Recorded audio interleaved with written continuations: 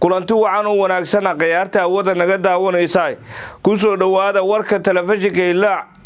qodobada aad ku daawan doontaana waxa ka mid noqonayo gudoomiyaha golaha shacabka Sheekh Aadan Maxamed Nuur Sheekh Aadan Madoobe oo shir gudoomiyay kulanka guddiga joogtada oo ka dhacay magaalada Kismaayo ee xarunta gobolka Jubbada Hoose madaxweynaha dowlad goboleedka Koonfur Galbeed Cabdicasiis Xasan Maxamed Laftagareen oo shir gudoomiyay shir looga hadlayay amniga deegaanada maamulka Koonfur Galbeed dowladda Soomaaliya oo faahfaahin ka bixisay dagaal qasaare geystay oo ka dhacay degmada Ceeleer ee gobolka Galgaduud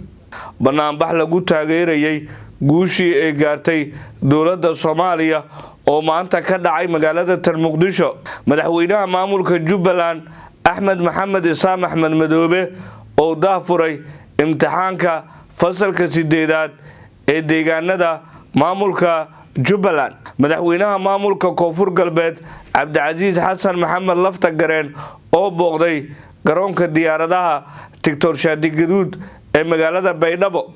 gudoomiyaha hay'adda maareynta musiibooyinka qaranka Soomaaliyeed Maxamuud Macalin Cabdulle oo shir gudoomiyay kulanka guddiga joogtada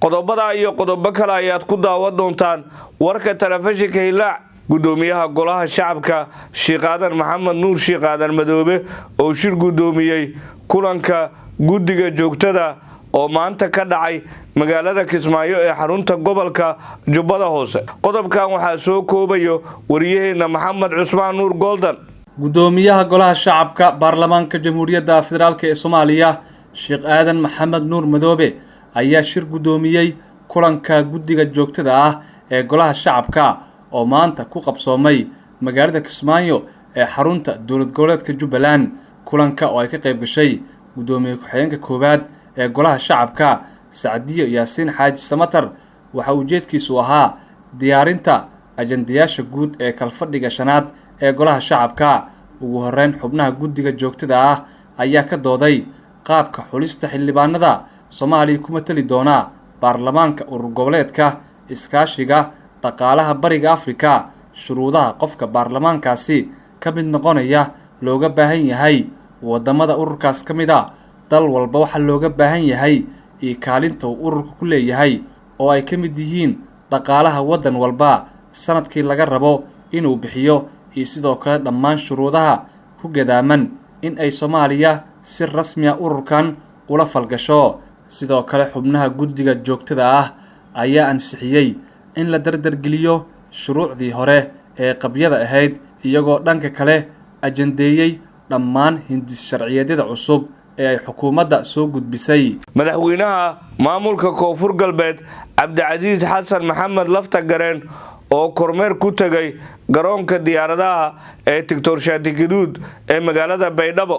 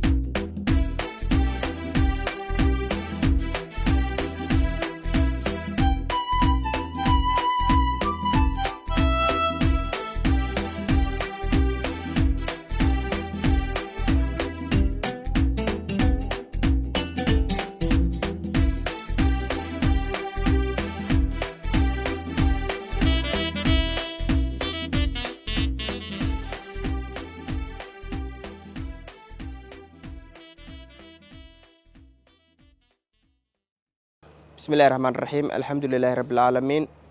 مدحوينها دولة كونفور قلبي الصومالية مدن عبد العزيز حسن محمد لفدقرن ayaa maanta kulan muhiim ah la qaatay ciidamada Itoobiya qaybtooda ADMIS ee sector 3 ee ku sugan deegaanada Koonfur Galbeed madaxweynaha oo kulankan oo muhiimadiisa lahaa sidii loo dardargelin lahaa xoojinta amniga deegaanada Koonfur Galbeed ay kaga sugan yihiin ciidamada Itoobiya qaybta ka AMISOM ama ADMIS madaxweynaha ayaa kula dardaarmay ciidamadan in ay dardargeliyaan xoojiyaan shaqada ay hayaan ayna si loo wajibaaraan asagoo kula dardaarmay in ay dhameystiraan qorshaha ah in khawaarijta laga cirib tiro deegaanada ay kaga harsan yihiin dhulka Koonfur Galbeed madaxweynaha ayaa sidoo kale ciidamada kula dardaarmay in ay xoojiyaan wada shaqeynta hay'adaha amniga guud ahaan ee Koonfur Galbeed sidii looga cirib tiri lahaa kooxda khawaarijta ah ee caadaystay daadinta dhiigga islaamka ah madaxweynaha wuxuu muhiimadiisa saaray sidii muhiimad ay u leedahay in kooxdan laga cirib tiro deegaanada ay kaga harsan yihiin dhulka Koonfur Galbeed dhanka ADMIS ayaa madaxweynaha u ballan qaaday in ay cirib tiro doonaan inta ay kaga harsan yihiin dhulka Koonfur Galbeed deegaanadiisa asagoo muhiimadana ay saareen in ay beegsan doonaan meel walba ay kaga sugan yihiin deegaanada Koonfur Galbeed dhanka kale madaxweyne Cabdicasiis Xasan Maxamed Lafdagaran oo ah madaxweynaha dowladda Koonfur Galbeed Soomaaliya wuxuu kormeer guud ku soo sameeyay garoonka Shaati Gaduud Airport oo ah garoonka oo maalmahan ka socday howlo muhiim u ah bulshada reer Koonfur Galbeed oo haba ha noqoto dib u dayactir dhanka garoomada sida baakinada sidoo kale siliga lagu wareejinayo guud ahaan garoonka iyo sidoo kale qorshaha laga leeyahay guud ahaan garoonka sidoo kale madaxweynaha wuxuu mid u booqday xafiisyada loogu adeego bulshada oo ku safra deegaanada Baydhabo iyo guud ahaan garoonka Shaati Gaduud si ay u helaan adeeg hufan oo runtii ay bulshada u arkaan in dowladnimadoodu ay tahay mid ayaga banaanbax lagu taageerayay guushii ay gaartay dowladda Soomaaliya oo maanta ka dhacay magaalada Muqdisho qodobkan waxaa soo koobayo wariyaheena Maxamed Cusmaan Nuur Golden gudoomiyaha gobolka Banaadir ahna duqa magaalada Muqdisho Yuusuf Xuseen Jimcaali Madaale ayaa ka qayb galay kulan ballaaran oo maamulka gobolka Banaadir taageerayay uguna mahadcelinayay madaxweynaha Jamhuuriyadda Federaalka ee Soomaaliya mudane Xasan Sheekh Maxamuud in Soomaaliya ay xubin ka noqotay golaha ammaanka ee qaramada midoobay taas oo ah guul weyn oo u soo hoyatay Jamhuuriyadda Federaalka ee Soomaaliya kulankan waxaa goobjoog ka ahaa gudoomiye ku-xigeenka amniga iyo siyaasadda maamulka gobolka Banaadir Maxamed Axmed Diiri Yabo gudoomiyaasha degmooyinka agaasimayaal howlwadeennada maamulka gobolka Banaadir iyo dowladda hoose xamar gudoomiyaha gobolka Banaadir ahna duqa Muqdisho Yuusuf Xuseen Jimcaali Madaale oo kulankan ka hadlay ayaa uga mahadceliyay madaxda qaranka guulaha isdaba joogga ah ee ay ka gaareen siyaasadda arrimaha dibadda iyo gudaha kuwaas oo horseed u ah in Soomaaliya ay mar kale cagaheeda si buuxda ugu istaagto inaan muujino hambalyadayna inaan ku muujino codkayna iyo muuqaalkayna waxay ku tusaysaa marka kol haddii aan abaabulkii weynaaye gobolka Banaadir aan ka gaarsii kari weynay inaan ummaddii kale ee gobolka Banaadir ka tirsaneeday ay halkaan soo istaagaan saakay kuna qabsanna xaruntii aqalka dowladda hoose aan ku qabsanno isgarab istaaggaasi hambalyadaasi waa guul ayay noo tahay guuluhu waa isdaba joog